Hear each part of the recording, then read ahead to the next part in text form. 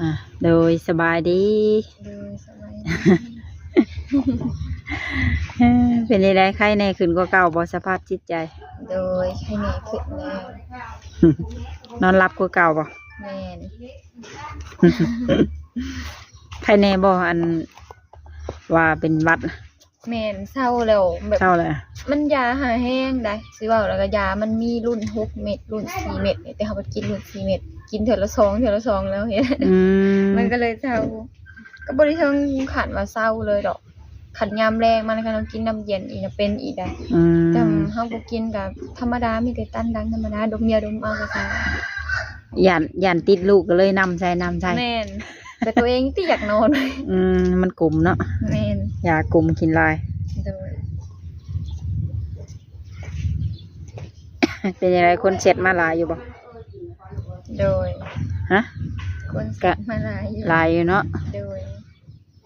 มีแต่คนให้กำลังใจบ่ แม่น อ่า เราบ่ได้คิดว่าตอนแรกเฮาเอาความจริงแล้วบ่ได้คิดว่า คนมันสิมีแบบมาแบบว่าเป็นแบบนี้นะแบบว่ามีคนแบบว่ามาให้กำลังใจเฮาหลายปานนี้นะ อืมจะคิดว่ามันสิมีลบพุ่นหลายๆกว่าเนาะ แม่น อืม ถ้าเขาคิดว่ามีโลกพุ่นแหละเฮาผัดอันนี้เฮาผัดบ่ได้เป็นคนบ่คิดเลยนะ ว่าสิมีคนแบบว่ามาสนใจเรื่องแบบนี้ อ่า เอาบ่คิดว่ามันเป็นเรื่องแบบบ่ดีแล้วนะไผสิมาสนใจเรื่องแบบนี้นะแต่อันนี้มันผัดเพิ่นเพราะว่ามาให้กำลังใจหลาย คอมเมนต์ก็คือกันมีแต่คนให้กำลังใจ โดย แบบสงสารเจ้าเขาอะ แบบคืออันคลิปหนึ่งคลิปโตอันหับโทรศัพท์นะแห้งคืดอีบาปแห้งคนนะ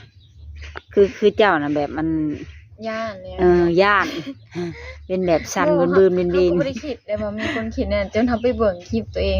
คือเขาเว้าอะไร เป็น คือเฮาย่านนี่เนาะนะแต่บ่กล้าเว้าปานใดคือเขาเว้าอันนั้นอยากเว้ากัน ตอบน้อย โดย ๆทั้งที่อยากเว่าหลายกูหันเขาเบอะซาเบิงสายตาเขาว่า โดย ก็แม่นอยู่บ่เลยอดไว้บ่ แม่น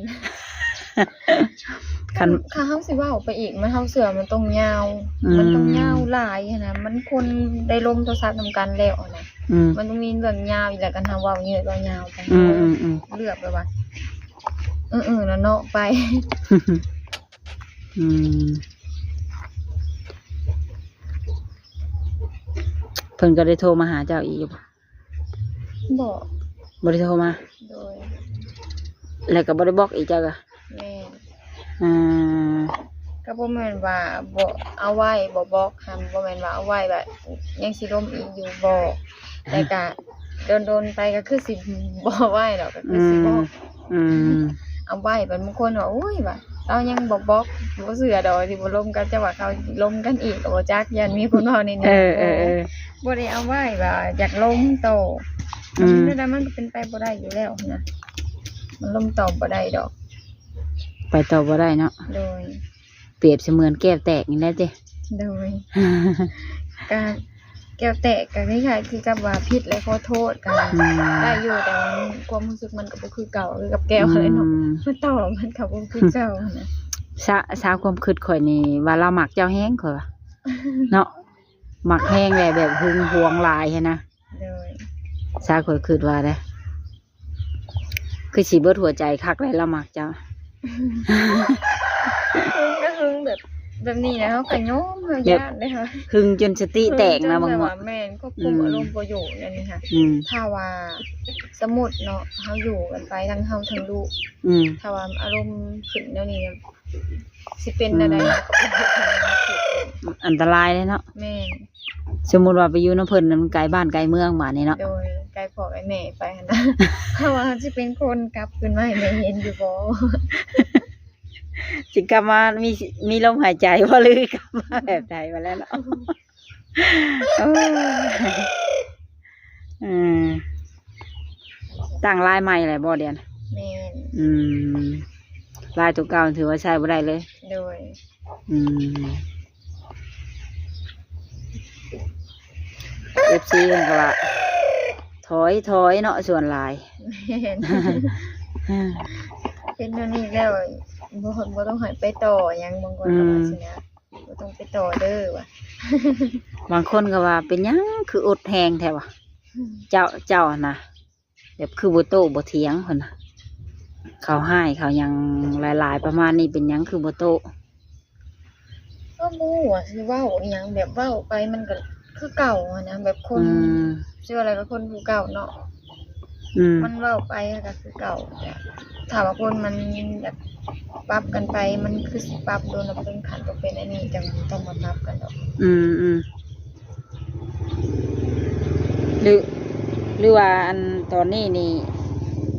เศร้าเครียดเพิ่นละบ่ให้อภัยเพิ่นละบ่ เด้อ เจ้าเนาะถือว่าเป็นใจประเสริฐอันหนึงแน่แบบคือเจ้าเคยเจอมันนักโกหลายกว่านี้ โดย เจ้าก็เลยเป็นคนอดเนาะ โดย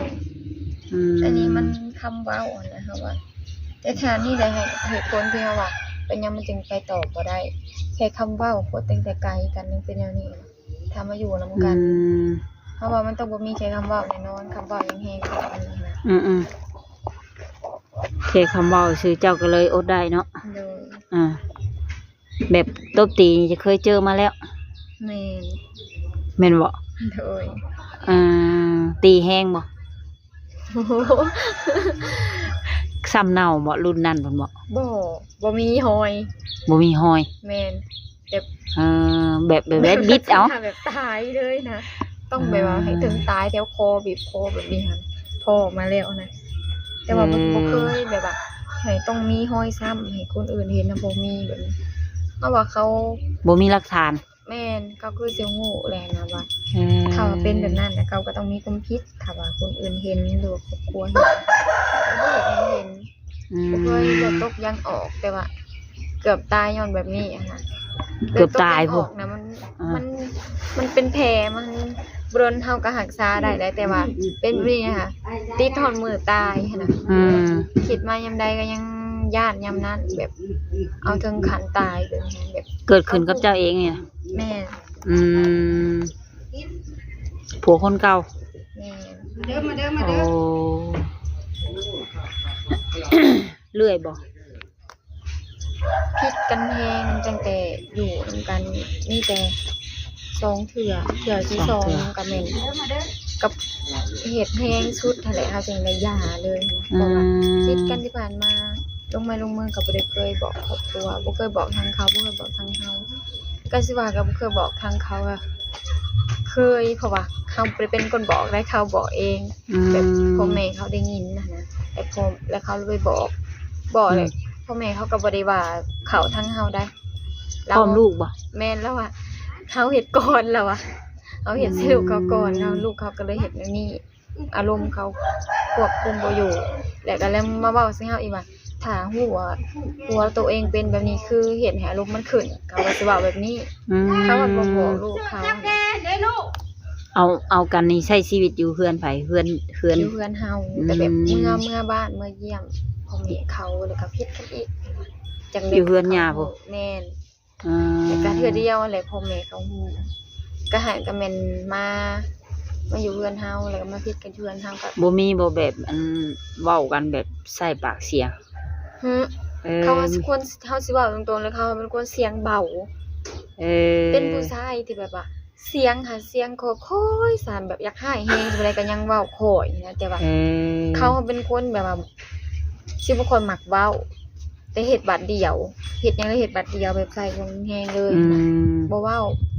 ก็เว้าแบบเว้าแต่ยังนักแล้วก็แม่นเฮ็ดนำโลดนะ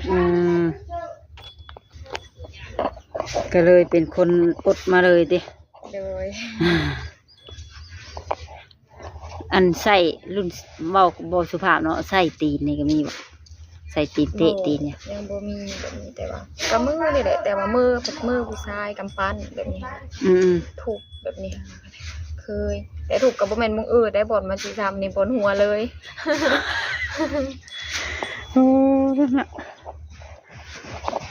กัด2เทื่อจนเฮาก็คิดว่า2เทื่อแต่ก็แฮงเติบนะมื้อคิดเบิ่งก็คือว่าเด็ก แบบเฮาอยู่นำพ่อแม่มาเฮาบ่เปิดพ่อไปนั่น อืม ไปสร้างครอบครัวค่ะเฮาหนึ่งมาเป็นหยังจังอยากคิดหาจนแจ้งก็จะสิมาเว้ากันนะนอนคิดถ้านั่งสิไปเนี่ยสิเป็นได้บอกเฮามาคิดแต่ถ้าเฮาอยู่เฮาว่าเฮาอยู่นี่เฮามีความสุขเฮาว่า อืม จึงออกมาย้อนว่าเฮาคิดว่าถ้าว่าเฮาอยู่มันสิพ่อในนี้เรื่อยๆมันสิเรื่องเมืองอะนะ อืมอืม เขาเคยลงมือ เคยตัวเนาะ แม่น คือแบบว่า ม เฮามาคิดว่าเฮาอยู่นำพ่อแม่เฮากับเพิ่นบ่ได้เลี้ยงดีดอก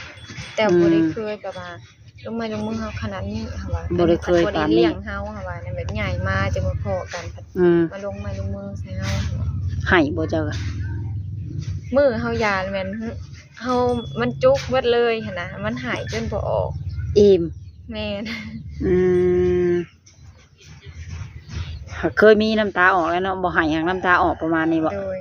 อ่าแบบมันอิ่มแฮง แม่น ถือว่ายากเลยคันเขาสิกลับมาเนาะ แม่น ยันบ่เอาแล้วจ้ะบ่ ถ้าเฮาเอาก็เฮาได้อยู่ด้วยเฮาได้ไปอยู่ด้วยกันสองคนได้ครอบครัวบ่เอา โอ้ เมื่อสิหย่าแม่นเฮาผิดกันจนครอบครัวฮู้ อ่า แต่ที่จริงถ้าเฮาบ่บอกเขาก็บ่ฮู้เลยอันนี้เฮาเป็นคนเอ่ยปากบอกเองย้อนว่ามันหายแฮงอีหลีเลยสุดนี่ เหลืออด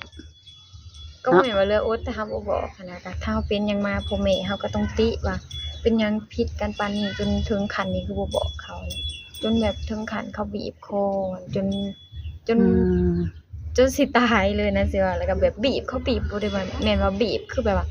กะแบบบีบเป็นผิดนะก็เอาตายอะไรนะบีบคอบีบเน้นแบบ2มือเลยนะเน้นใส่กับผาอย่างแบบนี้นะเฮาก็เลยว่า ก็ปานในหนังเลยจ้ะเนี่ยเนาะ แม่นอันเนี้ยมันก็สิว่าแล้วา เรื่องจริงอีหลีบ่นี่นะ แม่น อ๋อ บ่ได้มีแบบว่าเขาคือเฮาสิแต่งได้แต่งเขาก็บ่ว่า สิแต่งเป็นปานนี้นะเฮาสิว่าความจริงให้ฟังคือแบบว่ามื้อนั้นน่ะแม่นปีใหม่แล้วแบบพ่อ ปีใหม่ลาวนี่ แม่นเพลงเสียงเพลงมันดังที่จริงเฮือนมันก็บ่ได้แม่นว่าอัดเป็นเฮือนอันนั้นเฮือนไม้นี่แหละแต่บ่มีไผได้ยินนอนทั้งลุ่มน่ะพอเฮาอยู่ลุ่มเขากินเหล้าอยู่ลุ่มกับหมู่แต่เขาเปิดเพลงเขาปิดกันอยู่เทิงวุ่นวันๆนะบ่รู้ แม่เฮาเลยว่าเป็นหยังบ่บอกครูเฮาว่าบอกบ่ได้แล้วเรามาเว้าบ่ฮู้เรื่องดอกเฮาว่า อืม เขาก็เลยแล่นไปหาเอื้อยเฮือนหลังหนึง อืม ไปเล่าให้เอื้อยฟังเอาว่าไปบอกกันคือเฮาจะขอเองว่าจะเฮ็ดอันใดก็เฮ็ดแบบเฮาเฮ็ดกันแฮงเฮาถึงขั้นจนว่าบีบคอเฮาเกือบตายอะว่าสินะ อืม เขาจนลืมโตก่อนมันเฮาจนคิดว่าถ้าเฮาบ่บอกเฮาตายแน่นอน เขาบีบจนเขาลืมโตว่าเขาบีบคออยู่จนเขาเอามือทกจังปะออกนะ แบบตาเขาหาแดงกว่ามันหั่นเฮาจังคิดว่ามีต่อไปนั่นแม่นเฮาตายแต่เฮายังอยู่ก็มันเขา และเฮ็ดได้จังปล่อย เฮาเอามือเขาตบมือเขาหั่นน่ะมือแบบเขามาบีบอยู่นะคะเอามือตบ อืม จังได้ฮู้โตขึ้นมาหั่นแหละว่าบีบคอเฮาอยู่เอ้คล้ายๆคือคนแบบสติหลุดไปเลยนะเขาเฮาเบิ่งทรงตอนนั้นหั่นน่ะเฮาแนมเบิ่งหน้าเฮาก็เลย นั่นเลยเฮาจังว่าเฮาจนบ่ฮู้ว่าสิให้มื้อยาเฮาจนให้บ่ออกว่าเฮาแนมเฮาสิคืนมามันคืนบ่ได้หยังว่ามาคิดเฮ็ดเรื่องนี้ยามใดให้มันอยู่นำบ่ได้ค่ะว่า อืมอืมเจ้าว่าเพิ่นติดเสพติด เป็นปมเท่าคุมื้อนี้เลย เจ้านั่นติ แม่นย้อนเรื่องนี้แหละจังย้านอีกถ้าว่าสิสร้างครอบครัวนะย้านตัวเดียวนี่แหละเรื่องนะคะบ่ฮู้ได้แต่ว่าเขาเคยเลิ้นพ่อเขาเว้า อืม แต่ว่าก่อนสิมาเอากับเฮานะคะเฮาก็บ่ฮู้ว่าแต่เฮาบ่เคยเห็นเขาออกไปไสนะบ่เคยออกไปหาหมู่หาคู่ตั้งแต่สร้างครอบครัวมาหรือออก เพราะว่าเพิ่นก็อยู่บ้านไกลกันกับเจ้าเนาะ แม่น อืม เฮาก็เลยคิดว่าถ้าว่าเคยติดก็น่าสิหย่าแล้วเฮาเลยคิดแบบนี้ อืมเพราะว่าหลังจากมากับเจ้าแล้วเพิ่นก็บ่ได้ไปลิ้นไปเที่ยวไส แม่นแต่พ่อแม่เขาเล่าให้ฟังว่าเขาเป็นคนเก็บกด เก็บกด แม่นเก็บกดก็คือแบบว่าอยากหาหยังแล้วมาลงบัตรเดียว โอ้ คนแนวนี้ คืออยากให้หยังเลยโฮมไว้ แม่นแล้วมาลงบัตรเดียว ก็เป็นคนแบบว่าที่ซุ่งซิงก็มาน้องได้อยู่เรือนเขาเองก็อยู่แต่ในห้องแบบ อืม เป็นคนหาอยู่หลายแล้ว30ปลายปีแล้วแต่แบบ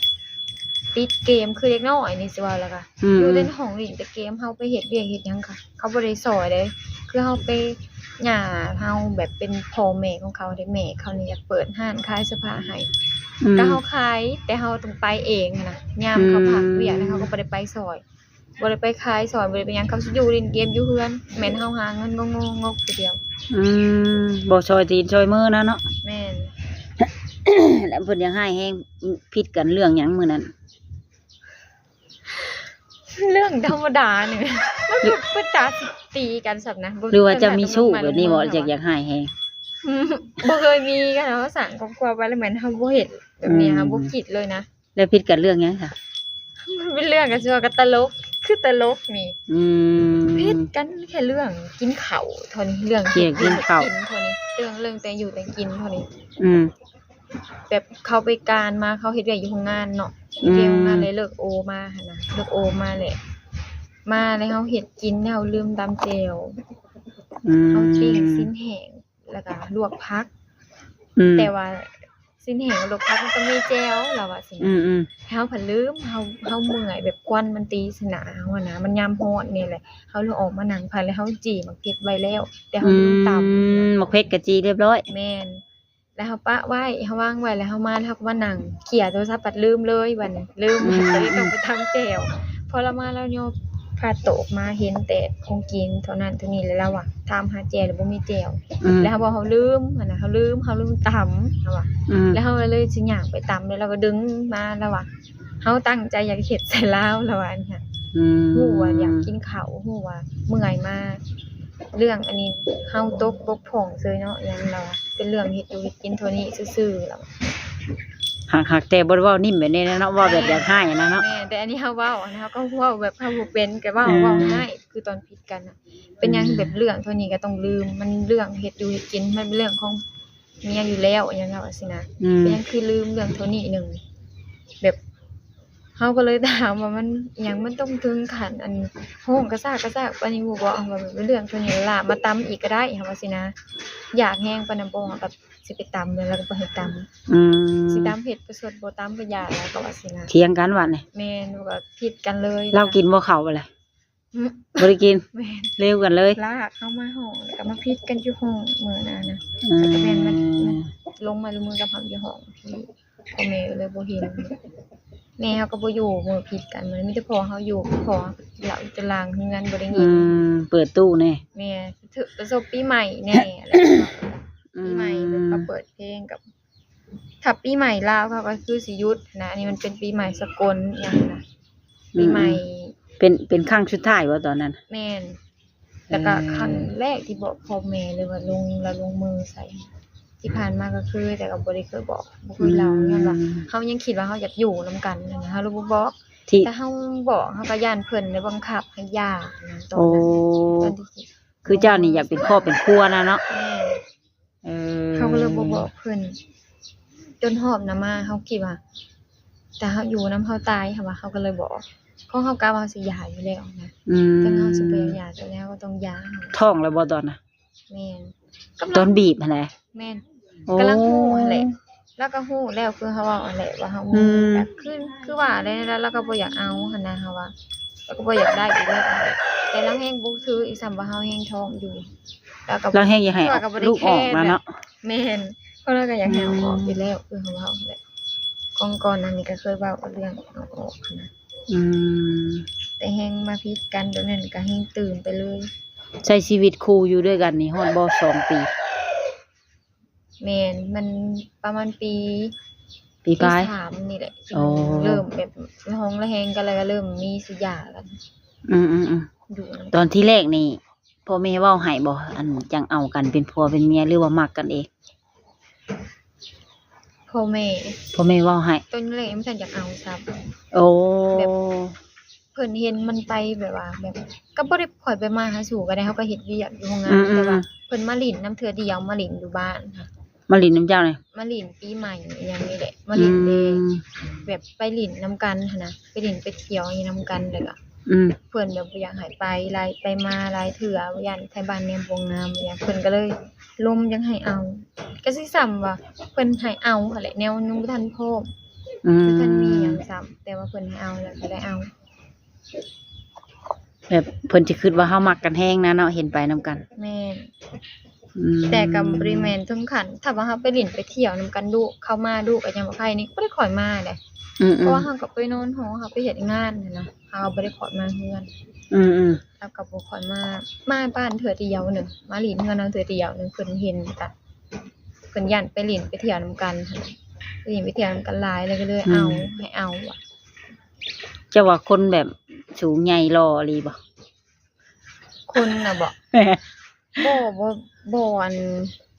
บ่ฮึกกันก็ ทรงแบบสิ ว่า สุภาพสุหยังในะผู้เฒ่าผู้หยังเพิ่นอยากให้เอาสิบ่ แม่น อ่า มาเห็นเทื่อเดียวนะเว้าความจริงแล้วพอเฮาเป็นคนแบบแพ้แฮงอะไรคนแบบว่านบมือใส่เพิ่นไปเห็นเทื่อเดียวอันน่ะ แบบอ่อนน้อมถ่อมตน แม่นเห็นเทื่อเดียวแบบว่าสบายดีเพิ่นก็นบมือใส่เพิ่นว่า อืม เขาอันฮู้ความนิสัยดีแหละ จักความแล้วว่าแล้วเนาะผู้เฒ่าเพิ่นคือเนาะ แม่น คิดเบิ่งเฮาก็บ่แม่นว่าเข้าข้างเว้าให้ครอบครัวตัวเองดอก คิดเบิ่งเพิ่นบีบคอเฮาน่ะก็หรือว่าเป็นน้ำเพิ่นเมาบ่ยังเว้าดีนำเขาน่ะมีแต่เอื้อยเฮากับแม่เฮาให้เขานั่งจี้หน้าด่าเขาที่ว่าเขาเฮ็ดลงมือซะหั่นพอเฮาบ่ได้เว้าหยังให้เลยมีแต่ว่าอยู่กันบ่ได้แล้วไปแบบเว้าง่ายๆสิเลยถ้าเป็นพ่อคนอื่นนะเอาว่าเขาบ่ใจดีเว้านั่งเว้านำแม่นอนถ้าว่าแบบเฮ็ดใส่ลูกขนาดนั้นอันนี้ก็อาจจะเป็นนำเราเมาเดี๋ยวเราเลยบ่ฮู้ว่าสิว่าแนวใดแล้วก็เลยบ่ฮู้ว่าตัวเองว่าผิดว่าถูกเลยบ่ได้เว้า ผู้เฒ่าก็ยังเว้าดีนำเฉย แม่น หลังจากบีบคอกันแล้วกันนอนนํกันอีกเบิดคืนบ่คืนนั้นน่ะหรือว่าแนวใด พ่อแม่เฮากับเอื้อยเฮาให้มื้อแต่มื้อคืนน่ะเลย แต่เมื่อกลางคืนเลย แม่นกับให้ความหมายก็บ่แม่นว่าบ่ให้มาอีดอกให้มื้อแยก แยกกันซะก่อน แม่นแล้วก็แม่นมาเว้ากันบัดนี้บัดสิ อืมเวลาก็เมื่อ แม่นตอนแรกเราก็บ่อยากมื้อบ่มื้อเฮาก็แม่นเฮาบ่อยู่เฮาว่าอยู่นี่คันแม่นว่าเราบ่มื้อหันน่ะเฮาก็บอกเขาบอก แบบมันเกิดเหตุวุ่นวายกันแฮงเลยเนาะ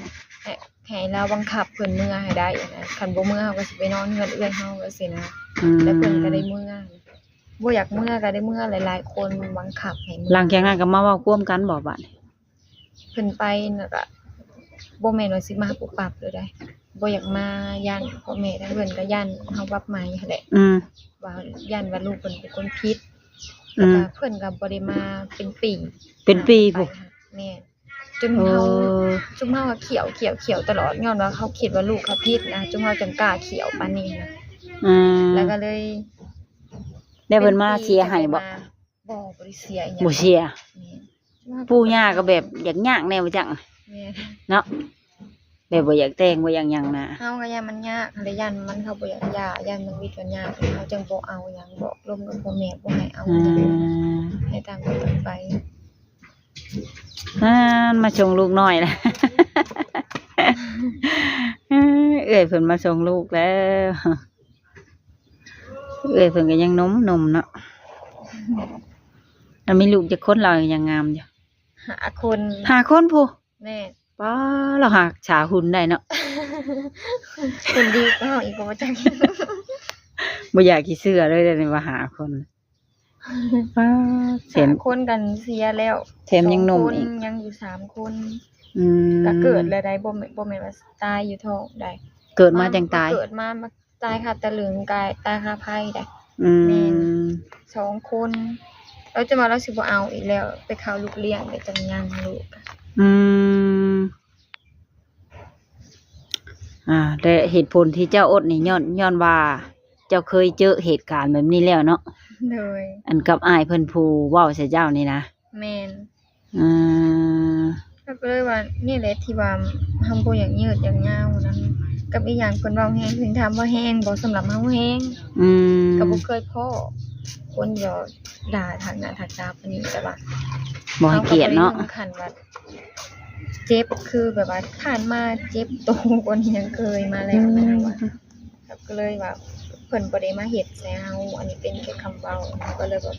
ผ่านไปแล้วก็ให้ผ่านไปก็จะบ่ให้ติดขัดเองต่อกัน อืมถือว่าให้เบิดกรรมเบิดเวรไปซะเนาะ เลย เออเวลาจะเมื่อเฮือนปู่เฮือนย่านี่เพิ่นก็เว้าดีนำเจ้าอยู่บ่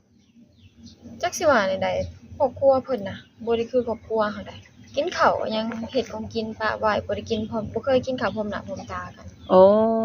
แบบเขากินข้าวคนละเทื่อ แท้ๆบ่ให้กันทางแบบนั้น แม่น อืม แบบ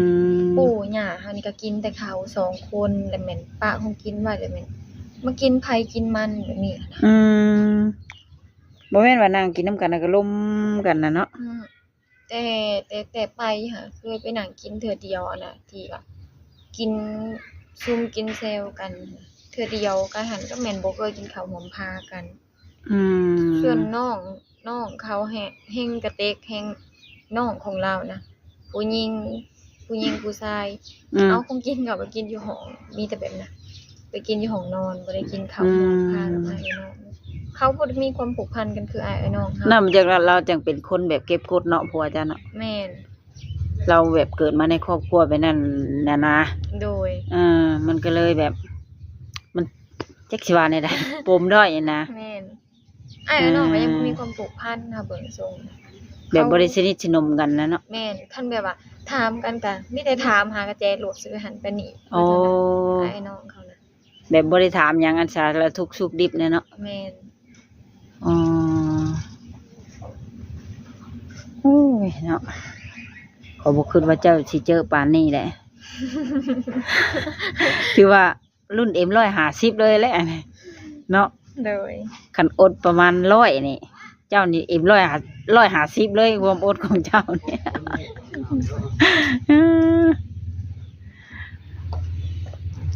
มักกันนี่ยังบ่ทันมักฮอด100นะคะเป็นคะแนนกันเนาะ โดย ก็เลยเอาไปซื่อๆก็เลยอยู่บ่ยืดบ่ยาว แต่ก็พยายามประคองจนชุดสีมือเนาะ โดย ก็โอเคเจ้าทุกคนเลยสำหรับคลิปนี้ก็สิได้ขอโจคลิปไว้สำนี้ก่อนเนาะให้เพิ่นไปเอาลูกเพิ่นก่อนนะเอ้ยเพิ่นก็มาชงเลยไว้พบกันใหม่อีกเทื่อหน้าเนาะนางเนาะ โดย เป็นกำลังใจให้สู้ โดย